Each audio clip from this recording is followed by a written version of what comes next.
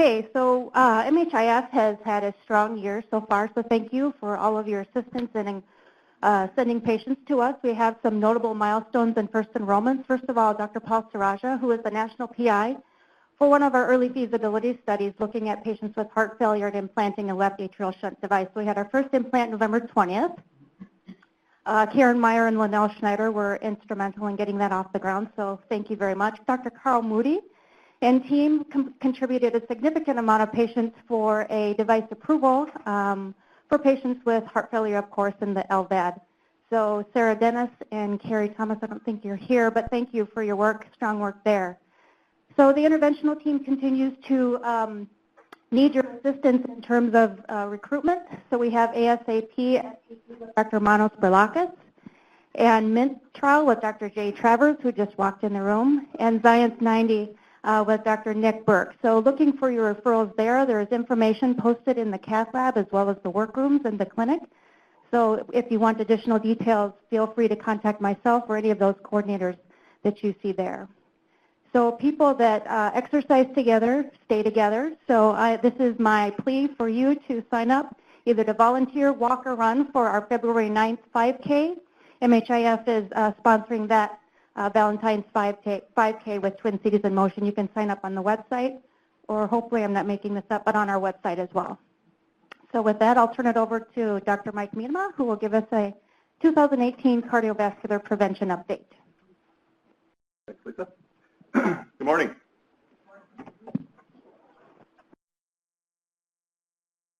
My name is Mike Miedema. I'm one of the preventive cardiologists here.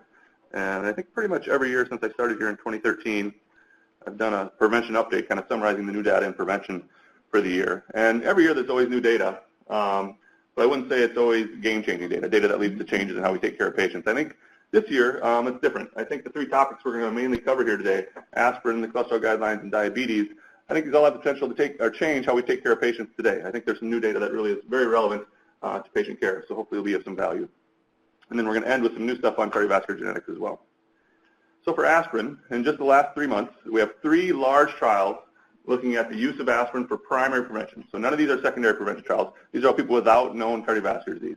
So looking at 3 large trials for the use of aspirin for primary prevention, and I think it should change how we use these for primary prevention.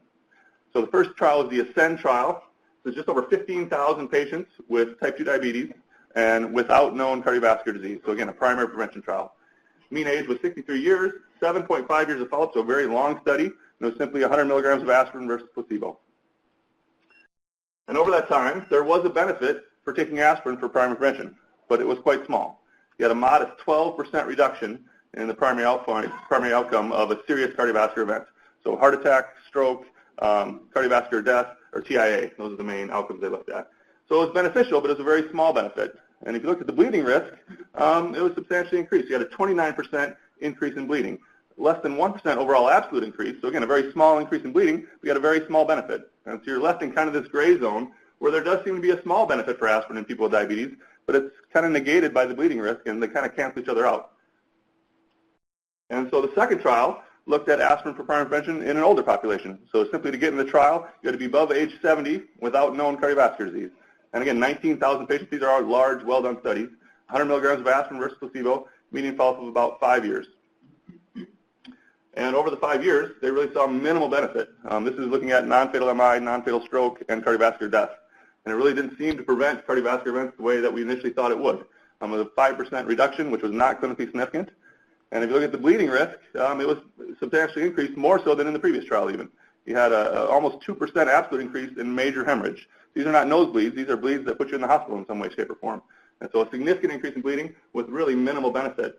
And they also published a second paper looking at just all-cause mortality, and they actually saw an increase in deaths related to cancer.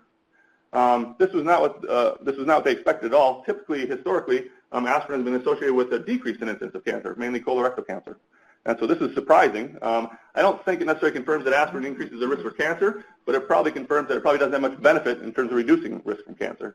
And so you have an elderly population with a significantly increased risk of bleeding, potentially neutral benefits when it comes to cancer, maybe even increased, and minimal cardiovascular benefit really seems to negate the benefit of aspirin for primary prevention in this population. And then finally, the ARRIVE trial, which I think is probably the most relevant to the patients we take care of. This was a group that was meant to be at intermediate risk. So this is over 12,000 individuals.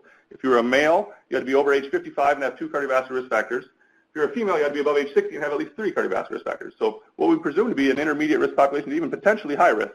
If you put their risk into the ASCVD calculator, they come out as a 10-year, 17% risk. So these are people that if you saw them in clinic, you say, yeah, there definitely is some risk here. Followed for 5 years, and again, simply 100 milligrams of aspirin versus placebo. And over the trial, they had an absolute event rate of 4.3% versus 4.5%. So again, this is one of the issues we run into in modern trials. If you're healthy enough to participate in a trial in the U.S., even if you have risk factors, you're most likely on a statin, your blood pressure is most likely well controlled, you most likely don't smoke, most of the other things have been taken care of, your event rate is not near what we think it would be. The conclusion of the authors of this trial is that we aimed to test an intermediate risk population. We didn't do that. We tested a low risk population, and aspirin didn't seem to be a benefit in low risk individuals. And so that's an issue we run into, is that in modern times the event rates are very, very low in these trials, and it's hard to show benefit. And at the same time, we did have an increased risk of bleeding. Now, in a younger population, these are people mainly 50s and 60s, the bleeding rate was quite low, but there was a 0.5% increase in any GI bleeding. And that 0.5% increase, the vast majority of those were mild GI bleeds. So the rate of major hemorrhage in this group was incredibly low. So the bleeding risk with aspirin in middle-aged individuals is quite low, but it was increased on the aspirin compared to placebo. And if you look at the myocardial infarction, just looking at MI, which, I mean, that's what we typically think of as aspirin having the most benefit for preventing those atherothrombotic, those plaque rupture MIs, really minimal reduction in MI. But again, the overall rate of MI is incredibly low. This is what we thought of as a relatively high-risk population. There aren't a lot of heart attacks to go around. And so, why the change in this benefit? I think there's 3 things that really kind of have led to this, because historically, if you look at the trials from the 80s and 90s, aspirin seemed to work quite well. It seemed to work well for primary prevention, and now we have these trials showing it doesn't work well. Why would that be? Main thing is the change in the population. If you look at rates of MI in the U.S. right now compared to the 1980s and the 1990s, they are substantially lower. Rates of death from cardiovascular disease have gone down in both men and women pretty substantially over the last couple of decades, and the rate of plaque rupture MI has especially gone down. We have a lot less MIs than what we used to. There's a lot less low-hanging fruit. There's a lot less for aspirin to do. In order to prevent events, you first have to have events, and there aren't many events in these trials. Second thing is the change in outcomes. If you look at the initial trials, like the Physicians' Health Study is probably the best known one. Physicians' Health Study, the primary outcome was myocardial infarction. That's what they were looking to prevent. In the more recent studies, the primary outcome is cardiovascular disease. So you have non-fatal MI and non-fatal stroke and death from cardiovascular disease. And we know that as the rates of MI have gone down, the rates of other stuff have stayed relatively the same. And so it's a complicated slide, but it's looking at, you don't have to know all this, yeah. So I think it was 100,000 patients in the UK looking at how their cardiovascular disease first presents. So what's their first initial presentation of cardiovascular disease? And the main thing to take home here is that this orange box here is myocardial infarction. And you can see for the majority of the population, 80% of them will present with something else other than a myocardial infarction as their initial presentation of cardiovascular disease. And so if you have a cardiovascular death, for many of these, aspirin probably isn't going to prevent it. So you're kind of diluting the primary outcome, so to speak. Aspirin can't prevent some of these things, and so you're looking at things that it's not going to have much use for. And the other thing that's important is you look at the rates of MI as they present over time, according to age. As you get older, you're less likely to have an MI as your initial presentation. Younger people are more likely to have the MI. Older people are more likely to have other things. And so if we're looking at these other things in terms of aspirin, there's likely not going to be as much benefit. And then the final thing is to change the analysis, and this is a little bit nerdy, but I think it's important. If you look at these trials, all the recent trials have been done by an intention-to-treat analysis. And the reason for that is if you look at a trial and they're treating symptoms, the people who get better as part of the intervention are more likely to stay in the trial. The people who don't get better are likely to withdraw from the trial. And so if you just look at the people that stayed in the trial the whole way, you're going to bias the trial results towards the intervention because the people that stay in the trial are more likely to get better. Well, for aspirin, this is the way they do it, and that's the right way to do it, but an intention-to-treat analysis actually has limitations as well, because in these intention-to-treat trials, in the intention-to-treat analysis, everybody that stays in the trial, everybody gets included in the final results even if you withdraw from the trial. So if you get a year into the study and say, you know what, I don't want to take this aspirin anymore, I'm out, you're still included in the final analysis. And if you look at these long-term trials, some of these trials are 7 years long. Well, there's a lot of withdrawal over time. And you're including all those people in the final analysis. So you're actually biasing it towards the no. And so in that ARRIVE trial that I showed you, that third one, that intermediate risk population, they actually published their per protocol analysis as well, looking at people that actually stayed in the trial and actually stayed on the aspirin. And in that group, you had about a 47% reduction in MI. Again, so the way we do these analyses are really important. And so now, the rate of MI, again, was incredibly low, but aspirin cut the risk in half. And so you're left with a very small benefit and a chance of bleeding, and so it's hard to know exactly what to do with this. We'll have new guidelines in March that'll kind of try and give us some guidance, but for the meantime, I think that if you have a patient and they're over age 70, we probably shouldn't use aspirin for primary prevention. I've stopped it in quite a few patients. It's an interesting conversation. Patients don't want to stop it. It's like the very opposite of a statin. And so you tell them we should stop your aspirin. Like, no, I need to be on that. I'm like, well, I'm not sure you do. And for patients over age 70, the risks seem to outweigh the benefits. If they're at low cardiovascular risk, they probably shouldn't be on an aspirin. The majority of our middle-aged population probably doesn't need it. If they're at elevated bleeding risk, they definitely shouldn't be on it. There's no reason to give aspirin to somebody who has an increase in bleeding risk. And finally, if they're 40 to 70 and they're at elevated risk and they really value reducing their risk, it's an option. I think it's a maybe. I think it's something you can offer and being very clear that it's not a huge benefit, but it's something they can consider, a baby aspirin daily. I think the concept or the misconception is that we have a lot of patients say, I just want to take an aspirin just to be safe. Well, for a lot of people, it's not necessarily the safe decision. Their risks are actually outweighed, or their benefits are outweighed by the risks. And so this is pretty different than how we used to practice or how we practice right now. I think we should probably be using a lot less aspirin for primary prevention. So on to the cholesterol guidelines. The cholesterol guidelines for 2018 were really meant to be kind of an update of the 2013 guidelines. They weren't meant to create a whole new set of recommendations. They're kind of meant to fill in the cracks on what the 2013 guidelines recommended. And so those 4 statin groups that they came out with 2013 haven't changed. There's really 2 main charts in the guidelines, and so we'll go through those charts to kind of lay out what they recommend. They kind of focus on a secondary prevention group and then a primary prevention group. And so this is a secondary prevention approach, and it looks kind of complicated, but we'll walk through it. It's not too bad. First thing is that healthy lifestyle is always the first thing to talk about. And I know it's easy to give this lip service, but it really does matter. Whether it's primary prevention or secondary prevention, what people eat and how active they are can drastically reduce their risk. And so it's important to focus on that. For the first time, for secondary prevention, we actually have some risk stratification. And so historically, secondary prevention was always lumped together. There's just one group of people. Now they want us to think about it and think, are they at very high risk for cardiovascular disease or not at very high risk? And the reason for that is because if you look at a couple of the more recent secondary prevention trials, you can actually risk stratify people and get different results. And so this is a reanalysis of Improve-It. So Improve-It was 17,000 patients with ezetimibe, which used to be Zetia, and it was a statin and ezetimibe versus a statin and placebo in people that had had an acute coronary syndrome in the last year. And what they did is they reanalyzed it according to the people in there, according to a risk score, basically. So the risk score was hypertension and heart failure and age, diabetes, prior stroke or CABG, PAD, renal disease, and smoking.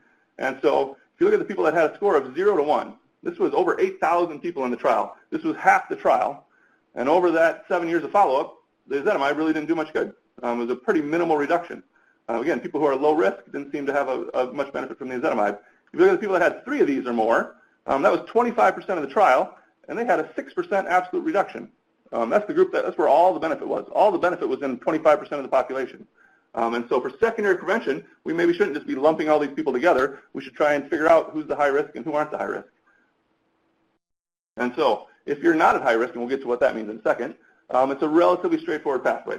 If you're less than age 75, you should be on a statin with a goal of cutting your LDL in half. Our goal is a 50% reduction in LDL.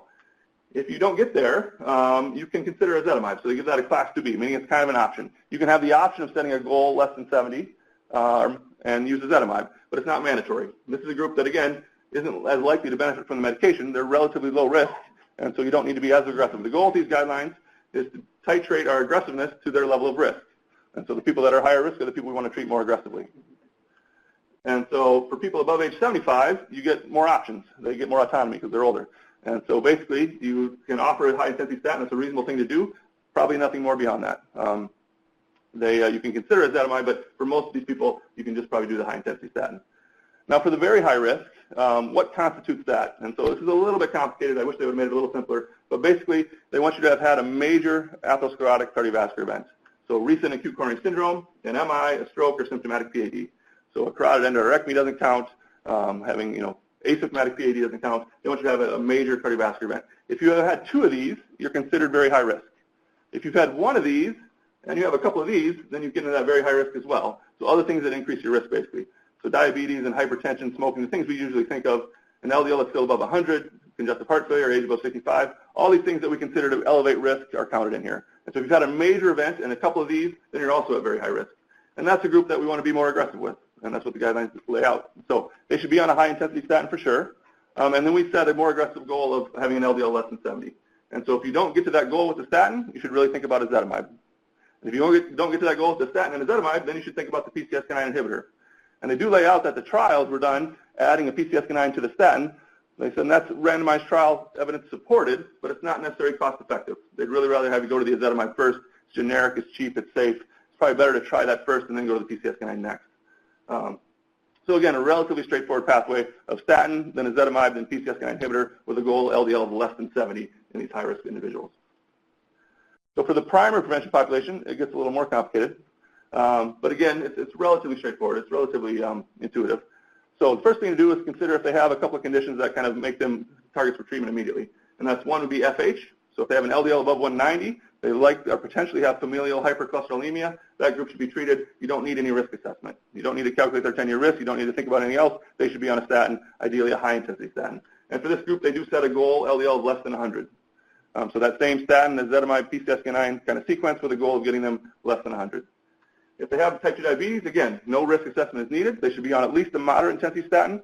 If you want to assess their risk and find that they're high risk, you can then go to a high intensity statin. But just having diabetes in and of itself increases the risk enough where they benefit from statin therapy. And so if they're above age 75, again, they're automatically going to have an elevated risk that's above that 7.5% threshold. It becomes more optional. You can talk about with the patient, say this is something that will reduce your risk. The healthier they are, the more likely they are to benefit. And the more frail they are, the less likely they are to benefit. And so it's an option, but it's not something that the guidelines mandate. From there, so if you don't have FH and if you don't have diabetes, you're in this kind of general primary prevention group. It's based on your age. And so for people 0 to 19, they recommend screening for FH at some point during that time and then focusing on lifestyle. Really not much more beyond that. For 20 to 39, they encourage estimation of lifetime risk. So that same 10-year risk calculator has a lifetime risk estimator in there. You can put in their risk factors and come up with their lifetime risk with a risk above 39%, so 40% and above being considered high risk. And if they're at elevated lifetime risk, we mainly want to focus on lifestyle interventions, but a moderate intensity statin could be considered as an option, especially if they have a family history and especially if their LDL is above 160. That's the group where it should be considered probably a little bit more routinely. And then finally, the majority of people that we take care of, age 40 to 75, this is kind of our core of our population. We're going to calculate their 10-year risk and make decisions based from there. And so the risk calculator is kind of the starting point. It's not the final decision point. It's the starting point of the discussion. And so if you're at the extremes, it's relatively straightforward. If you're less than 5% risk, you should consider lifestyle reductions, and probably that's it. Occasionally, people with a very strong family history, you can consider other things, or if that LDL is above 160, but for the majority of these people, we should probably leave them alone. If they have a risk more than 20%, they should be on a statin. You don't really need to have any other discussion beyond that. If they're at very high risk, they should consider statin therapy. If you have borderline risk, this is my least favorite part of the guidelines. If you're a 5 to 7.5% risk, which is a pretty narrow window, they say you can consider statin therapy and should consider these risk enhancers.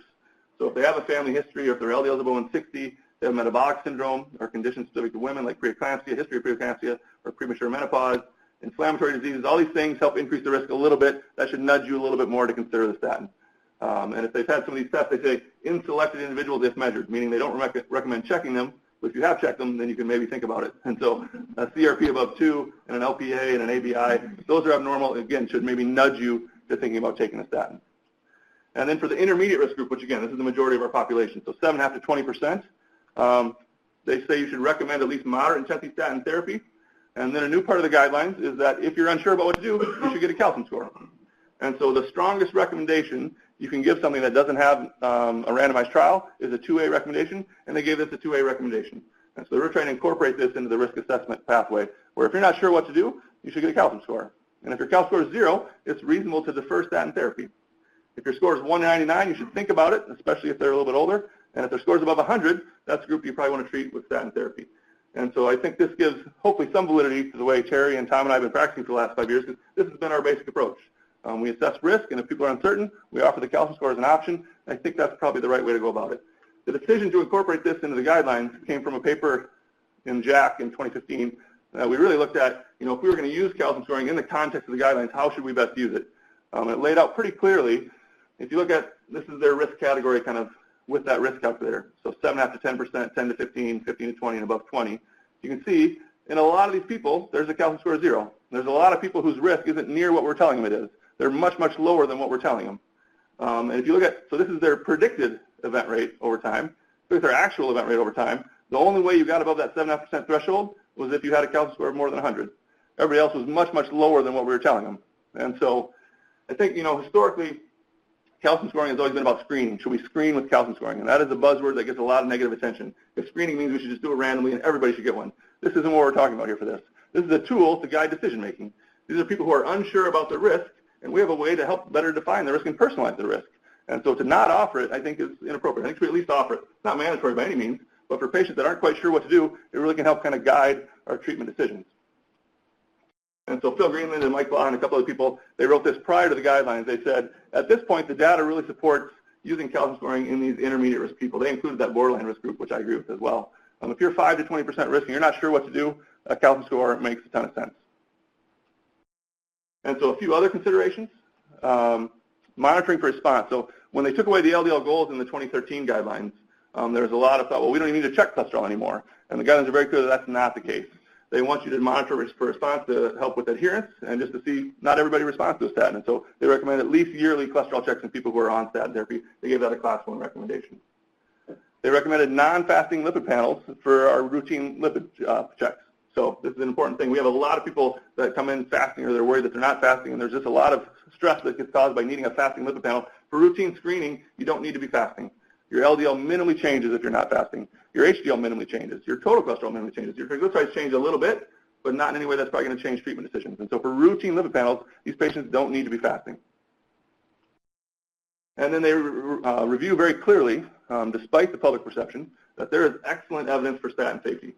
We have some of these trials that are getting up to 20 and 30 years now, and after being on a high-dose statin for 30 years, we don't seem to see any major side effects. There aren't any issues with liver damage. There aren't any issues with kidney damage. There's no dementia. There's no cancer. They seem to be quite safe overall. They do give a couple class 3 recommendations, which aren't too common in the guidelines. They say coenzyme Q10 is not recommended for routine use. We have a couple randomized trials showing that taking that with a statin versus a statin and placebo doesn't change the way people feel. And then also they say in patients with treated with statins, they don't recommend routine measurements of CK or ALT and AST. And this is important because these levels fluctuate a lot. They fluctuate in people on statins and they fluctuate in people off statins. And so if you check them and you get this mildly elevated level, then you're not quite sure what to do. And so if they're feeling well, these labs don't need to be checked.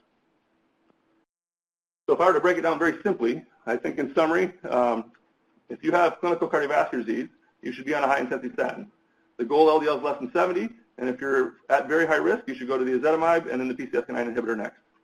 If you have evidence of FH, you should be on a high-intensity statin with a goal less than 100. And again, using that same pathway of ezetimibe and then the PCSK9 to try and get there.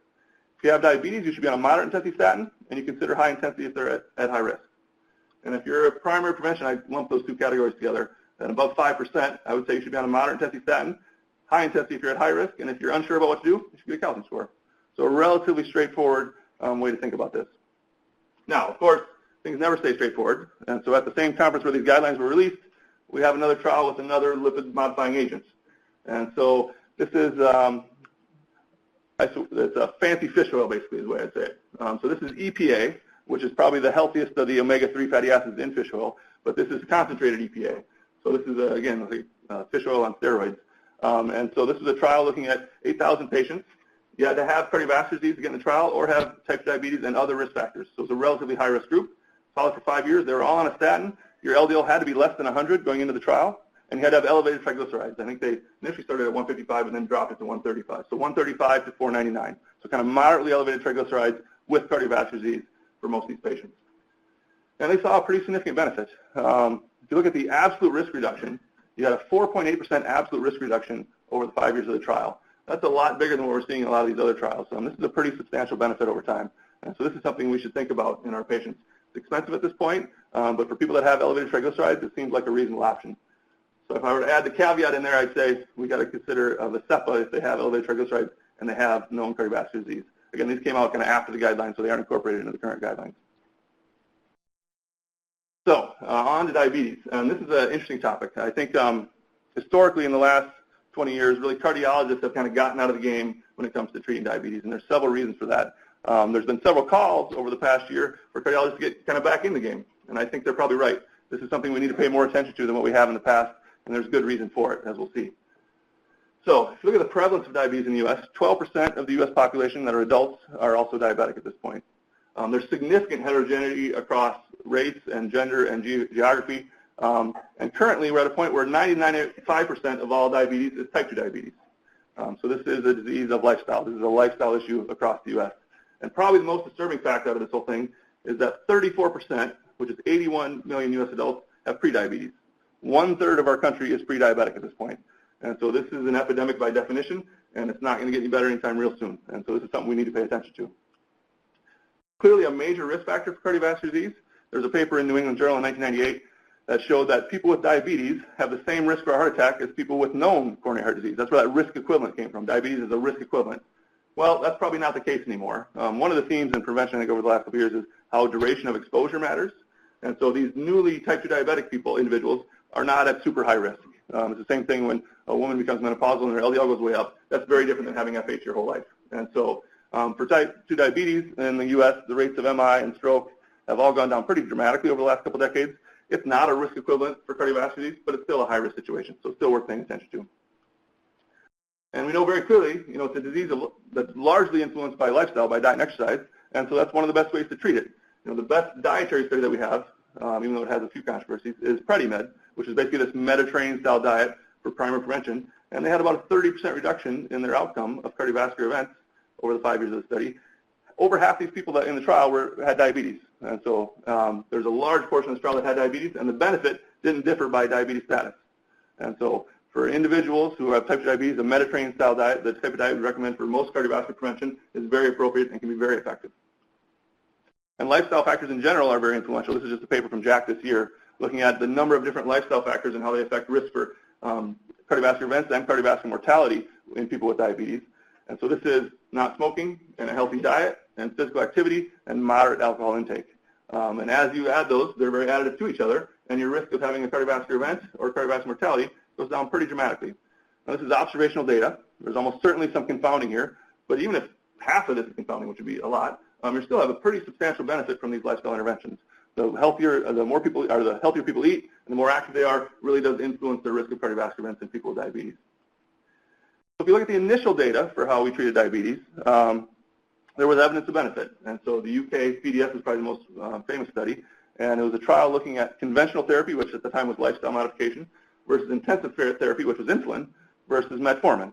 And compared to the conventional group, metformin resulted in a 32% reduction in diabetes-related outcomes, which is some cardiovascular and some vascular, but a 42% reduction in death from diabetes and a 36% reduction in all-cause mortality. So pretty significant benefit in an era where there were no statins and no blood pressure pills and a lack of other treatments. I shouldn't say no blood pressure pills, but less well-treated blood pressure. And so metformin did seem to have some benefit. In a trial comparing insulin to insulin and metformin, it was very clear that when you use metformin, your A1C gets lower than with just insulin. You use a lot less insulin over time, and this is an important one, you end up with a lower BMI. Type 2 diabetes is an issue with insulin sensitivity. It's not a lack of insulin. It's not an insulin deficiency. Part of me wonders if we didn't have type 1 diabetes, I don't know if we would ever use insulin for type 2 diabetes. I think it was just, well, it's diabetes, we should use insulin. It's not an issue with an insulin deficiency. And some people can get to that point, but in general, it's an insulin insensitivity. And so insulin is a storage hormone. And so to treat type 2 diabetes by giving people a storage hormone, when at the same time we're telling them to lose weight, creates a pretty difficult situation. When you take storage hormones, people tend to gain weight. And so people on a higher dose of insulin gain more weight over time. We're going to come back to that. And so a recent kind of systematic review said that the data support using metformin as first-line therapy. It gives you more significant improvements in A1C, not associated with weight gain. There's less hypoglycemia, and there seem to be better cardiovascular outcomes, at least compared to sulfonylureas. So metformin should probably be our first-line agent, which that isn't anything new. That's been around for a while. The part where cardiologists kind of started to come away from diabetes and not treat it as a risk factor is when we had all these other agents that came about, which clearly improved glycemic control, but they didn't seem to improve cardiovascular benefit. And so there were 3 large trials, this is mid-2000s and early 2010, kind of somewhere in there, that showed that treating A1C, lowering blood sugar more aggressively, didn't seem to reduce cardiovascular risk. Advance was over 11,000 patients. They did a nice job of getting their A1C down, and they didn't seem to have any reduction in cardiovascular events. Same thing for the VA trial. Improving their A1C didn't seem to improve their risk for cardiovascular disease. And then the most famous one is ACCORD. In ACCORD, over 10,000 patients, they got them down to an A1C of 6.4%, and there was a non-significant benefit in reducing cardiovascular events. Lowering their A1C didn't seem to improve their cardiovascular risk the way we thought it would. And they also published their all-cause mortality data, and this is a small increase, but there was an increase in mortality that was significant in ACCORD for the people that were treated more aggressively. It didn't seem to be the people that got hypoglycemic. It didn't seem to be the people that had a higher BMI or a lower BMI. It seemed to be the people who had had diabetes for a very long duration, and the insulin didn't seem to budge their A1C. It was the people who didn't get to goal that seemed to have higher rates of mortality. So it's hard to know what exactly that meant. But again, at this point, we just didn't have good evidence that treating people with diabetes aggressively improved their cardiovascular outcomes. And I think that was the main reason that cardiologists kind of got out of this realm. However, now we have a different scenario. We have two medications now, or two classes of medications, that really seem to improve cardiovascular risk in ways that are substantial. And so this is one of the reasons we need to get back involved in this, is that we now have better treatments than what we had before. And so we have SGLT2 inhibitors and we have GLP-1 receptor agonists. And we're just going to briefly cover the trial data and show which patients we should think about these medications. And so for the SGLT2s, it's a transporter. It's the sodium glucose cotransporter 2 is the actual protein that it's acting on. And it's in the proximal tubule of the kidney. And when you block this transporter, you actually increase glucose in the urine and you increase sodium in the urine. And so you lower A1C by increasing glucose excretion, but you also lower weight and lower blood pressure by increasing sodium excretion. And so the benefits are about a 0.5% reduction in A1C with lower body weight and lower blood pressure. It favorably changes lipids, and it doesn't seem to increase risk of hypoglycemia. So very favorable benefits overall. And so the couple trials we have looking at it seem to show very favorable results. And so Empareg was in 2015, so already 3 years ago. This is empagliflozin, so an SGLT2 inhibitor, 7,000 patients for 3 years, and in people with diabetes and cardiovascular disease. Most of this data comes for secondary prevention. The majority of this data is for people that have known cardiovascular disease. Mean A1C was 8.1% going in, and the primary outcome for all these trials is pretty much identical. It's CVD death, non-fatal MI, and non-fatal stroke. And they had a 14% reduction in their main outcome, which is significant. Again, not a huge reduction, but a significant reduction. But if you look at cardiovascular death, it was a 38% reduction in cardiovascular death. The main benefit in these trials seems to be from that decongestive effect. It's a reduction in heart failure and a reduction in cardiovascular death. That seems to be the main benefit. It doesn't seem to reduce non-fatal MI and non-fatal stroke as much. It mainly works on cardiovascular death and in admissions for heart failure. So again, yeah, 35% reduction in hospitalization for heart failure over the course of the trial. And then we had a second trial, Cannabis, which looks at canagliflozin, so another SGLT2 inhibitor. Very similar design, very similar kind of baseline population. They did include some high-risk primary prevention in this trial. And again, they saw a 14% reduction in the primary outcome. So it definitely seemed to see benefit with a 33% reduction in heart failure hospitalizations. Again, the main benefit with these medications seems to be that decongestive effect. They lower weight and they lower blood pressure. They lower risk for heart failure, which then leads to a lower risk of cardiovascular death. And now we have a third trial that was just presented at AHA. So again, the third kind of SGLT2 that's out there, 17,000 patients. This was had a significant number of primary prevention patients. This one wasn't just secondary prevention. And they had a significant reduction in cardiovascular death. Again, these all show relatively similar benefits. The rate of MACE, which included heart attack and stroke, was not significantly affected. Again, it's mainly CVD death and heart failure that these medications work on. And they also had a renal outcome, which was also significantly reduced in this trial as well. And so we have pretty good data now that, especially for secondary prevention, these are medications we should definitely consider in patients who have type 2 diabetes. There's a recent registry, the CVD Real registry, which has looked at use of these medications kind of around the globe. And they looked at is there an increase in benefit in people in secondary prevention, basically. So people with and without known cardiovascular disease. And they really found similar risk reductions across the board. So the people in secondary prevention are likely at higher risk, so they're more likely to get a better absolute benefit, but their relative risk reduction probably the same as primary prevention. And so definitely medications we should consider in those populations. All right, so the other class is the GLP-1 receptor agonist. I could try and act like I know how these work, but I don't. It's complicated. They basically have multiple different effects. They decrease glucose production by the liver. They increase glucose uptake.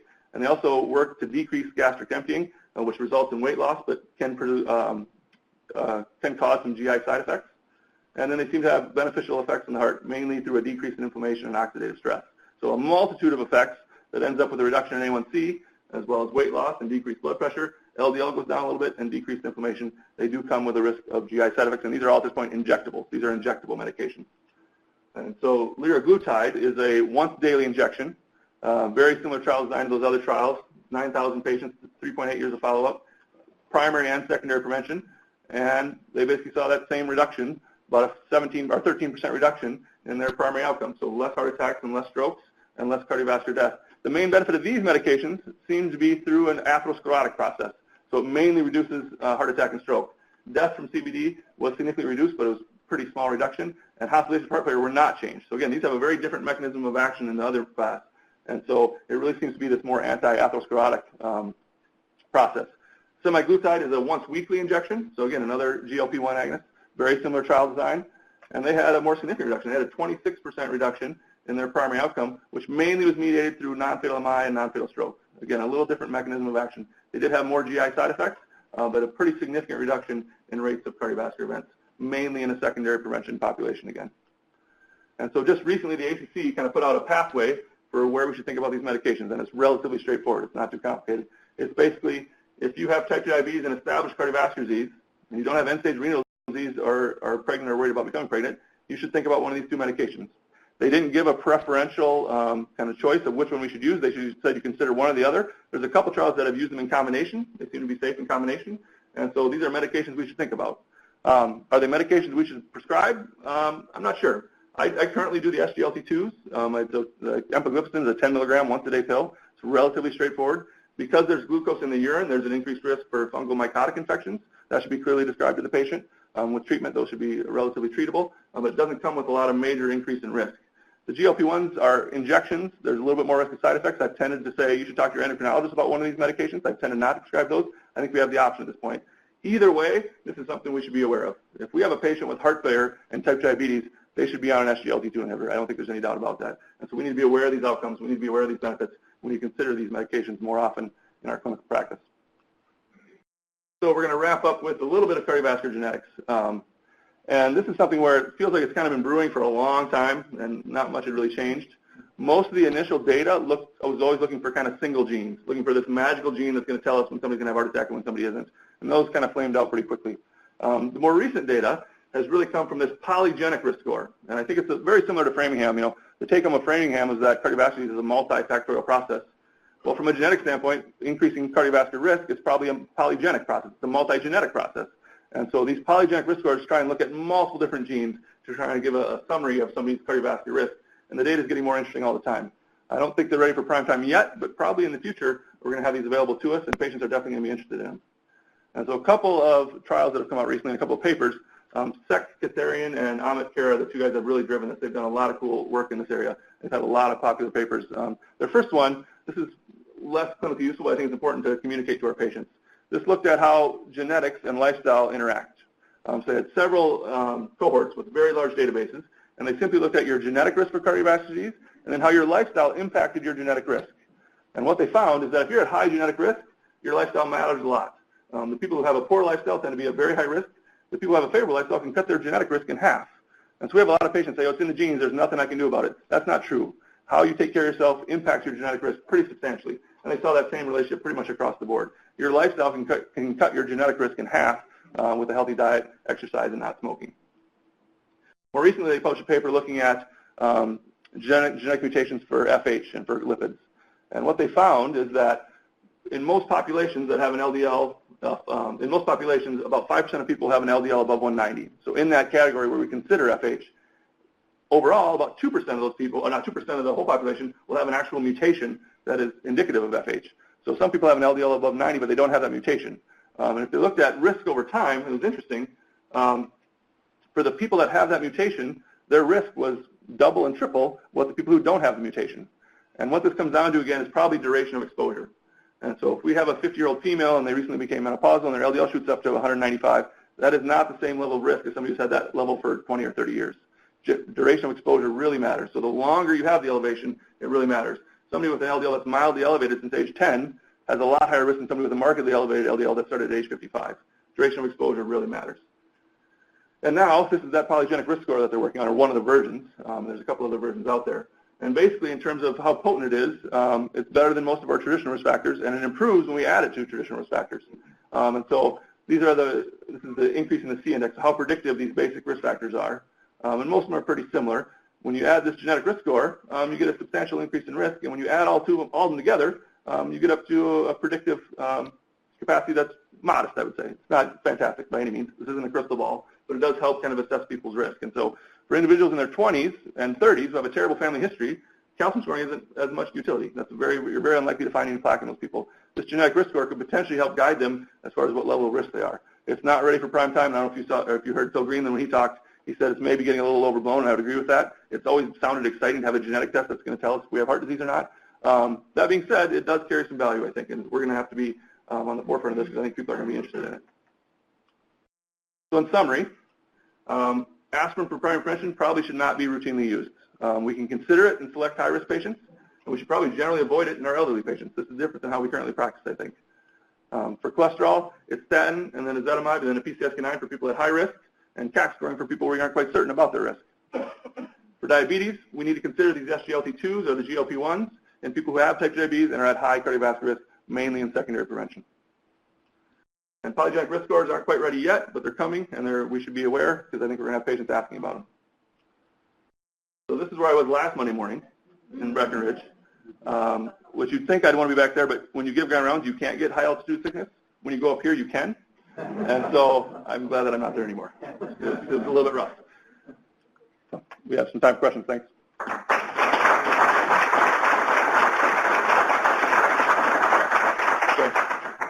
Mike, that was terrific. Thanks so much. I'm wondering, is there some way we can configure Epic so that when I see a patient in clinic, my chart sheet there shows what his risk is, all the recommendations, and especially not for my education, but if you could show the patient a sheet and say, look, this is what we have calculated for you, these are the recommendations, I think that would carry so much more weight than just saying, yeah, you need to be on this or that. Yeah, I agree.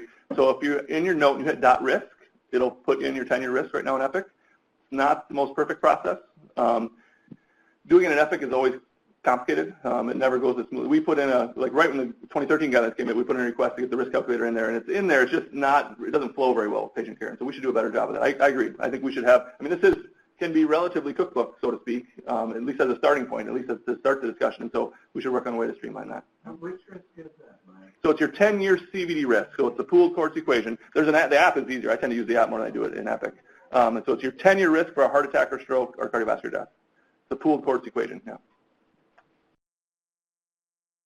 Mike, great talk as usual. As far as the new diabetes drugs, how do you see this working in the outlying communities where we would basically make the recommendation to the family docs, in Cambridge or New Ulm or wherever? Do you think they're up on this, and is that going to happen, or is there a need for a greater education? I think there's need for greater education for sure. From what I've seen, it's mainly endocrinologists they're using at this point. And I've had a few, patients where I've recommended to the primary provider, and they said, well, maybe you should see an endocrinologist then. And so I think either we're going to have to prescribe them or we're going to find somebody that will. And that often would have to be an endocrinologist, but I don't think they have the volume for that. And so I think that we're going to need primary care providers to get on board as well. Mike, I read a paper by Miedema in JAMA, and it was something about if you have calcium in your coronaries, then aspirin is appropriate for primary prevention. Yeah. How would you respond now? Well, I would respond that if we redid that paper using the updated trial information, though the net benefit versus net risk would all be substantially less favorable. So the calcium scores of zeros would definitely be not favorable. The scores of 100 or more would still be kind of borderline most likely, and so that's where it's that maybe. It's something you can offer. I don't think it's mandatory. So I see somebody with a score of 200, oh, you have to be on an aspirin, but it's something you can offer. So that will reduce your risk a little bit, and something to think about. Fantastic talk. So going back to the calcium score, you've always mentioned that an absolute value of 100 is what you look for. I saw in the guidelines they mentioned 75th percentile. Yeah. So that's one, in young people, that is easily met. The second question, going back, it's used for targeted population in the guidelines, but we often do CT scans for other reasons. All my AFib patients, and they end up with a calcium score, and their clinical risk is not high. The final question is related to the genetics. When do you think that's going to be commercially available, and when do you think as MHI we're going to start getting involved? We do potentially have the ability to, partner on genetic testing. So Amit Kara is writing a kind of a summary of where the state of the evidence for that for our ACC.org group, for our prevention website. And so we've been in talks, and we're going to see if we can maybe be a pilot site for it. And so they ran it in the UK Biobank, so 500,000 patients. And so they're kind of waiting to publish that data, and I think that'll get a lot of attention. It's not commercially available right now. I would think within a year or two, though, it should be. And your first point, the 75th percentile, the guidelines handle it a little different than the way I would think about it. So, if you're young and you have a calcium score of 20, you're in the 90th percentile, right? But your absolute risk is still quite low. That's still premature plaque, though, and that's a group I think we should probably treat. If you're 70 years old and you have a calcium score of 20, that's less than what we would have thought we'd find. And those people, I tend to give them more of the option. And so if they're above the 70th percentile, I do think we should treat. That's mainly in younger individuals, though. So great talk as usual again. So in terms of the anti-diabetic drugs, should we kind of take the initiative of starting these medications, especially the oral ones like, Jardiance and Vocana, and these patients to reduce the cardiovascular risk and not wait for the primary care physicians and endocrinologists, because we have a big chunk of our patients, by default, our patients in your clinic and my clinic, they are high risk for cardiovascular disease. And should we be looking into and process on looking at type 2 diabetes and maybe start these drugs, but the primary, is there a mechanism that you're looking into? Because I don't think the primary care physician right now are ready to kind of adopt this. Right. Because it's our indication. I would agree. Yeah, like I said, especially for the oral ones, I think we should. I've already prescribed them. We've had a little bit of cost issues. They're not cheap by any means. But I think it's something that we should push forward with, definitely, yeah. What is their brand name? Oh, boy. So Jardiance is empagliflozin. Canagliflozin is Invokana. Yeah. And then dapagliflozin is dapagliflozin, yeah. Which one are you using? So Jardiance is the one I've used. Yeah. Epigraphs, yeah. That's the one I mainly use. Yeah. And what's the cost of the patient for that? It's been variable. Especially if they can, if they're not Medicare, they can get one of those cards, and then it's cheaper. If they're Medicare, they aren't allowed to use those, and so it's been. I haven't prescribed it that many times yet, but one patient got charged $400 or $500 for it for a month, and so they didn't take it. I think they're giving it away.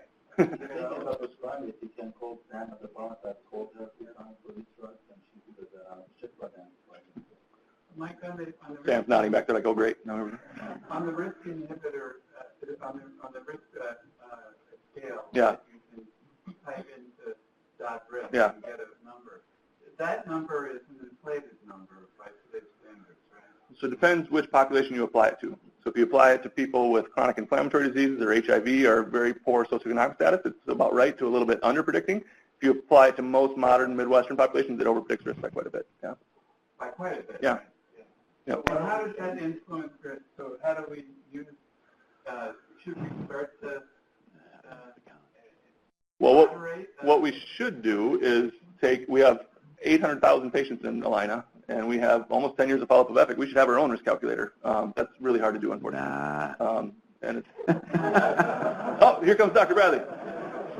So sorry, I have the conscious Lord of the Flies over here.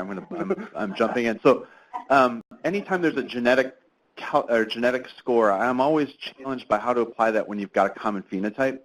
So in the same way that with one of the first genetic tests was with warfarin. Well, you've got a phenotype. The next day you can see what their INR is. So you don't really, it doesn't really helpful. In the same way, now that we're moving towards more and more use of calcium scoring to further refine risk, how is a genetic test going to help us if you've got a common phenotype that tells you pretty well, even better than the genetic scoring can, because we're not there? Yeah. So a genetic test in a 50-year-old who has a calcium score of 100 is likely to be of no value. And a genetic test in a 50-year-old with a calcium score of 0 is likely to be of no value. It's in the younger populations where you potentially would treat earlier, but again, that's theoretical at this point. Yeah, you're talking a lifetime where you're going to say well, the genetic risk is high and you should be doing a healthy lifestyle, which they should be doing anyway. Well, yeah, the lifestyle stuff. The question is, should you lower their LDL? And so the Cure Athro trial is just starting. So they're taking a group of individuals in their 30s, and the thought is that we know that plaque in its early stages is very regressible, and so if you drop their LDL to less than 70 for 3 or 4 years, you potentially could reset that process, and then they get atherosclerotic disease in their 80s and 90s instead of 60s and 70s. And so, there'll be more data on this moving forward. But you're right. At this point, it's not ready for clinical use. But in terms of the power of the risk prediction, it's a little bit more than I think what we would have thought. On your slide, did you have cardiac outcome scores in terms of what the C? No. But it'd be better with calcium scoring, yeah. Well, I think calcium scoring probably outdo the genetic. I agree, yeah. No, I'm not arguing genetic testing in place of the calcium score. I don't think that's, I agree. Mike, do you use that app for lifestyle and diet, and if so, which one? No, we put our dietary recs into our booklet, and so I tend to use that, and we're trying to get a little more liberal about letting those available to the clinics, because I think that's been a good resource for us, and patients really liked it. So we can make those available. What happened to 81 milligrams? Why So are all the trials? A lot of them were in Europe, and they do 100 there. 81 versus 100 is pretty much the same.